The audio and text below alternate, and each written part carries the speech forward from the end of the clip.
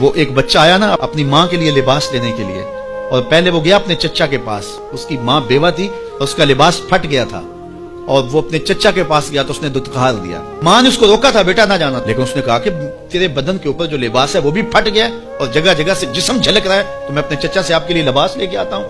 پھر جو رویہ اس نے اختیار کیا تو واپس روتا ہوا آ رہا تھا، تو کسی نے راستے نے پوچھا کہ کیا ماجرا ہوا؟ اس نے کہا چچا کے پاس گیا تھا ماں کے لیے لباس لینے، اس نے تو لا کے بھیج دیا۔ اللہ اکبر۔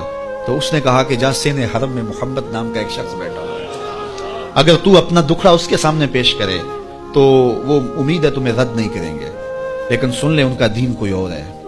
اللہ اکبر۔ اپنے ماں کے پاس آیا تو ماں کو کہا کہ چچا نے تو لا کے بھیج دیا، لیکن آپ کی حالت مجھ سے دیکھی نہیں جا رہی۔ تو ماں نے کہا کہ بیٹا نہیں، ان کے پاس نہیں جانا، سنا ہے کہ جو ان سے ملے دین دھرم چھین لیتے ہیں اس کا۔ اللہ اکبر۔ تو حضور علیہ الصلوۃ والسلام کے پاس جانے سے ماں روکنے لگی، لیکن بچے نے کہا کہ امی میں پکا رہوں گا، بتوں کا وفادار رہوں گا، تم اس ٹینشن کو، اس پریشانی کو چھوڑ دو۔ اور حضور کی خدمت میں حاضر ہوا۔ حضور صحن حرم میں چادر اوڑے بیٹھے ہوئے تھے، اور جا کے کہنے لگا میں پہلے بات آپ سے کر لیتا ہوں، آپ کا دین میں نے قبول نہیں کرنا۔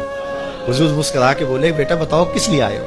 کہا میری ماں بے لباس ہے، میں آپ سے لباس لینے آیا ہوں۔ حضور نے چادر رحمت اتار کے اس کے کندھوں پہ ڈال دی۔ اللہ اکبر۔ وہ واپس آ گیا اور ماں پر حضور کی چادر اڑائی۔ اللہ اکبر۔